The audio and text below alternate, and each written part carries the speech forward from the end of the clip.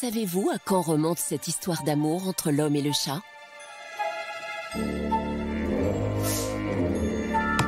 Tout commence en Mésopotamie, berceau de l'agriculture.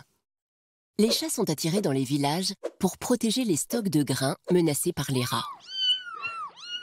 Quelques années plus tard, ce sont les Égyptiens qui, à leur tour, utilisent leurs chats sur les bateaux du Nil pour chasser les rongeurs. La tradition est née. Désormais, les chats sont les bienvenus à bord des navires. C'est d'ailleurs ce qui conduit à leur propagation à travers le monde.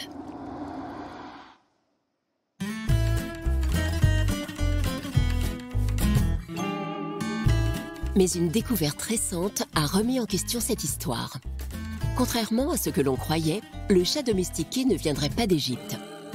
C'est au Muséum national d'histoire naturelle de Paris que Bernard Werber va découvrir la véritable histoire.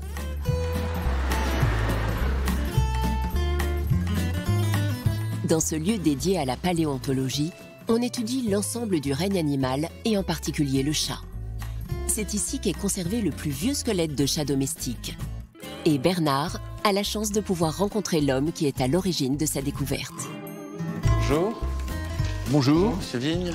Oui. Enchanté. Enchanté. Vous êtes zooanthropologue. Est-ce que vous pouvez nous expliquer exactement en quoi ça consiste? Alors, je me définis comme un archéologue. Et c'est un archéologue qui s'intéresse à l'histoire des relations entre l'homme et l'animal, ou les hommes et les autres animaux. Et c'est pas pour le plaisir des animaux ni pour le plaisir de l'homme, c'est pour le plaisir de ce que cette relation nous raconte. Donc c'est vous qui avez découvert le plus ancien chat sur Terre? Ah oui, enfin le plus ancien chat domestique, ou très probablement domestique, oui. Alors vous pouvez nous montrer, vous l'avez trouvé dans une tombe? Alors oui, alors c'est dans les fouilles de Chilorocambos à Chypre, où avec l'équipe de Jean Guilaine, on a fouillé un certain nombre de tombes, et dans l'une de ces tombes, il y avait un squelette de chat qui était associé au mort. Le mort était face au chat. Il se regardait? Voilà, c'est ça.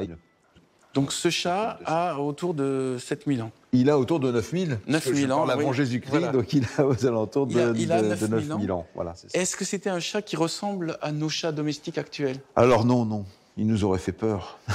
Il était très gros parce qu'il avait le format des chats sauvages encore. Donc pour vous, c'est une personne qui est morte et on a sacrifié le chat pour qu'il se retrouve avec la personne, probablement parce que les deux s'aimaient beaucoup et qu'on a voulu poursuivre cette relation. Alors, comment vous interprétez tout ça? ce que vous avez dit en premier, je suis d'accord. Hein, il y a quelqu'un qui est mort, on a sacrifié le chat pour qu'il soit déposé dans la mise en scène funéraire.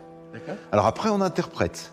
Mais ce que nous, archéologues, on retient, c'est la première preuve, en fait, indirecte, mais d'une proximité, je dirais, affective,